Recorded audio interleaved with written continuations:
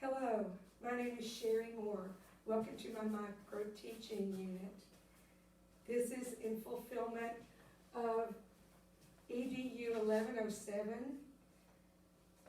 My PowerPoint tonight is about the stages of moral development, Lawrence Kohlberg's theory. And Lawrence Kohlberg was born in 1927. He passed away in 1987. He was an American psychologist.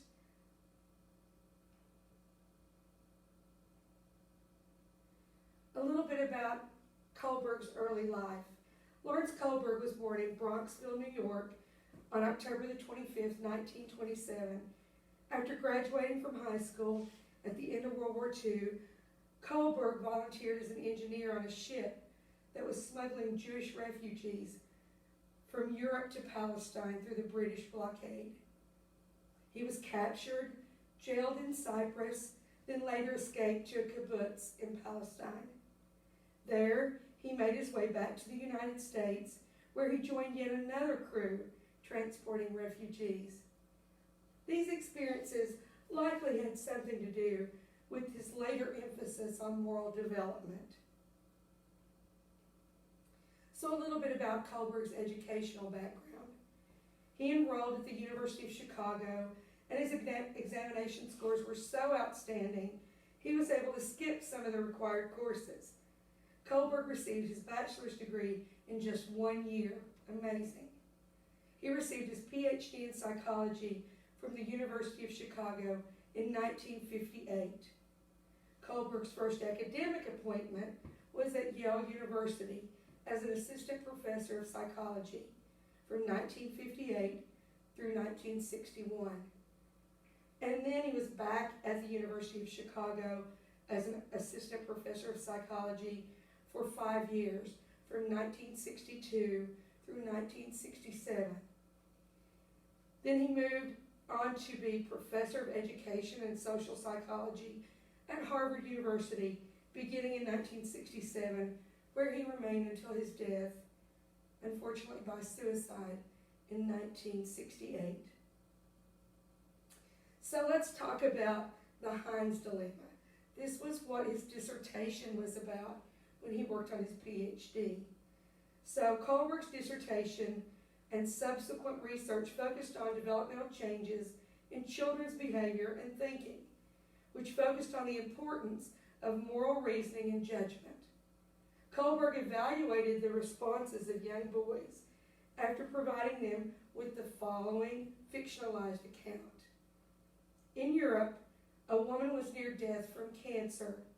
One drug might save her, a form of radium that had a druggist in the same town recently discovered. The druggist was charging $2,000, 10 times what the drug cost him to make. The sick woman's husband, Heinz, went to everyone he knew to borrow the money, but he could only get together about half of what it cost. He told the druggist that his wife was dying and asked him to sell it to him cheaper or let him pay later. But the druggist said no.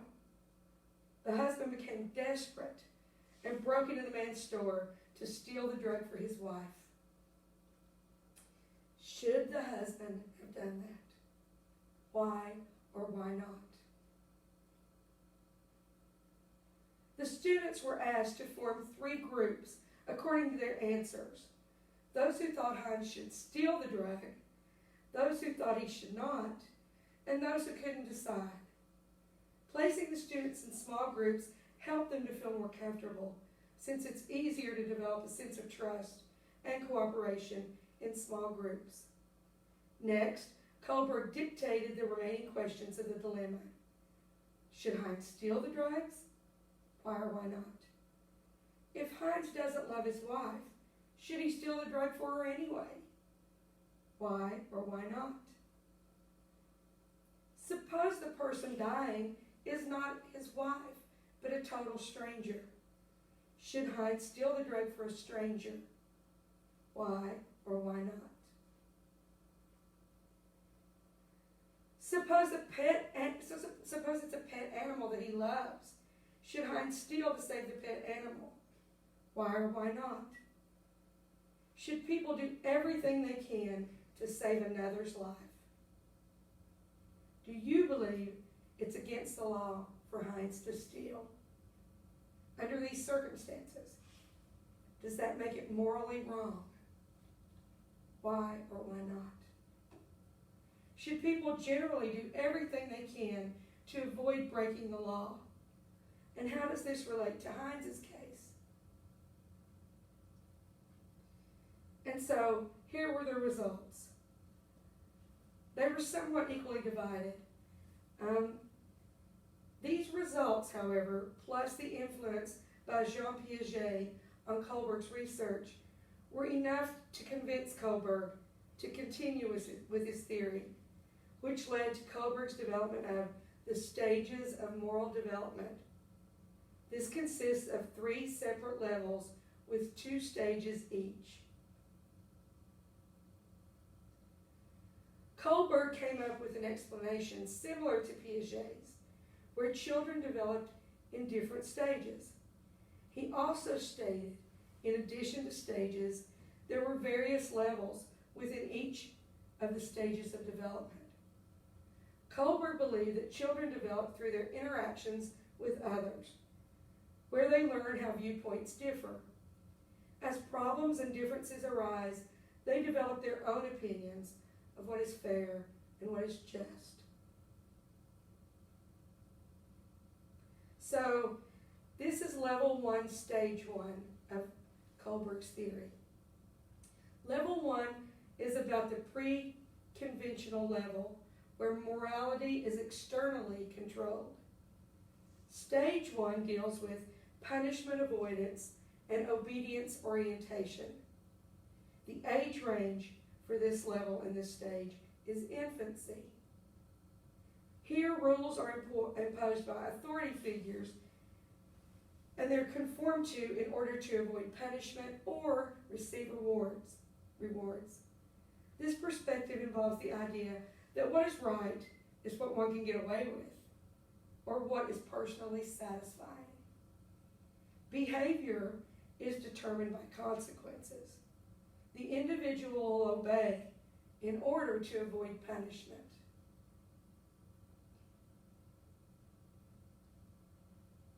Level 1, Stage 2. Stage 2 consists of an exchange of favors and self-interest. You recognize that others have needs, but you make satisfying your own needs a higher priority.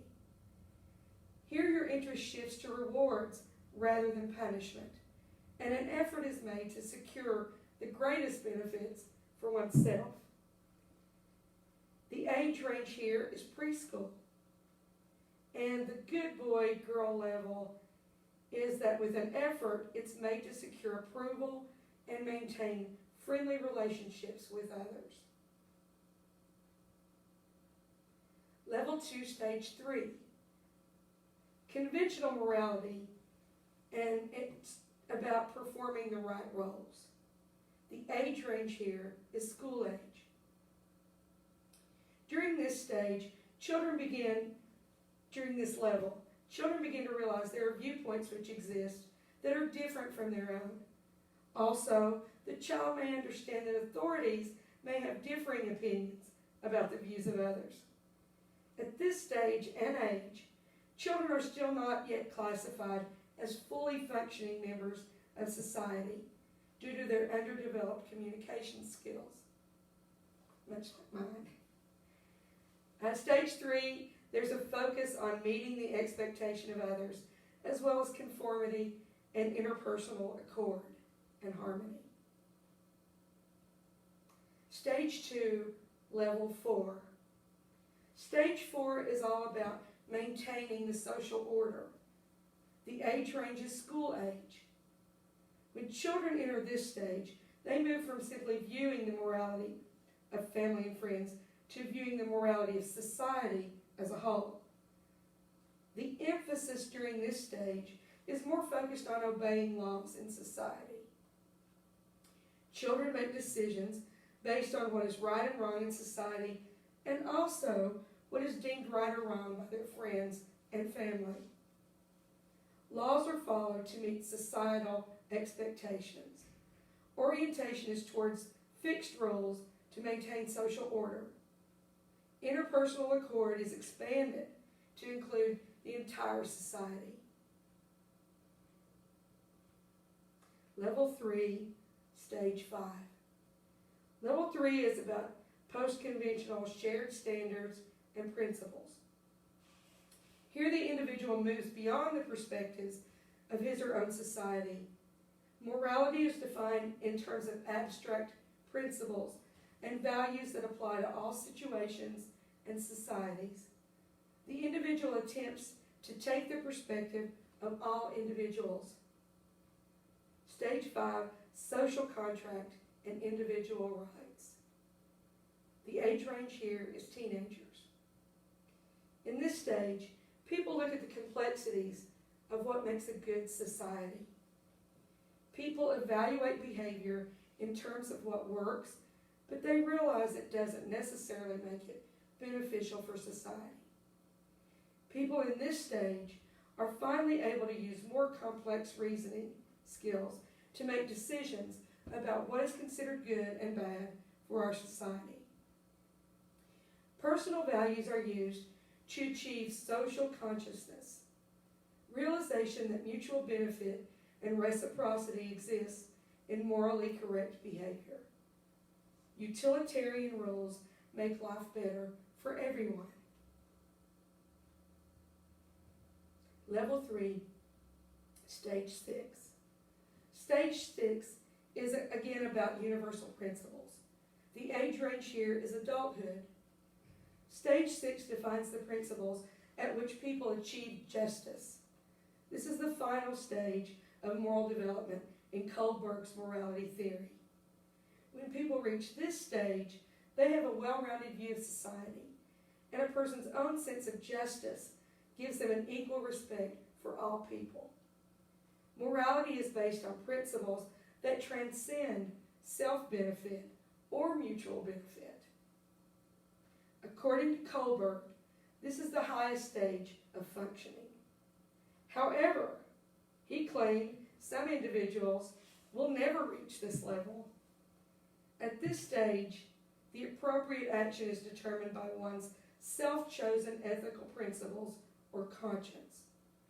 These principles are abstract and universal in application. This type of reasoning involves taking the perspective of every person or group that could be potentially affected by the decision.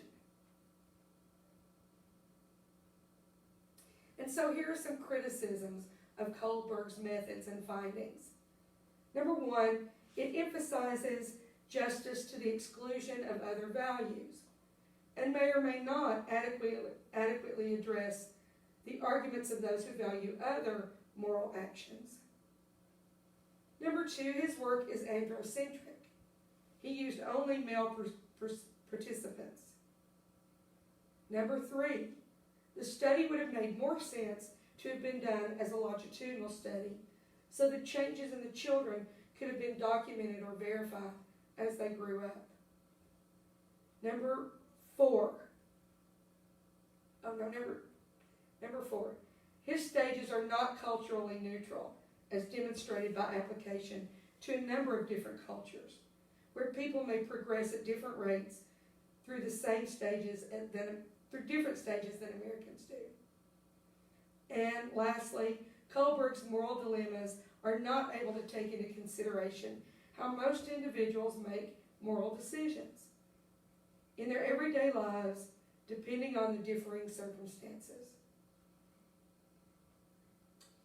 And so what's the classroom application for Kohlberg's theories? Is it still relevant today? And I say that it is. I say Lawrence Kohlberg's theory on moral development can still be applied to the classroom because rules, standards, and consequences are always a concern for students and teachers. The theory tracks an individual's level of moral reasoning and can help identify which stage that student currently occupies. This may help to predict behavior and to modify the behavior of the student. As educators, we can consider where our students' personal development lies in terms of Kohlberg's 6 stages, then work towards achieving optimal moral character along the lines of Kohlberg's Level 6 Universal Principles for a positive and constructive learning environment.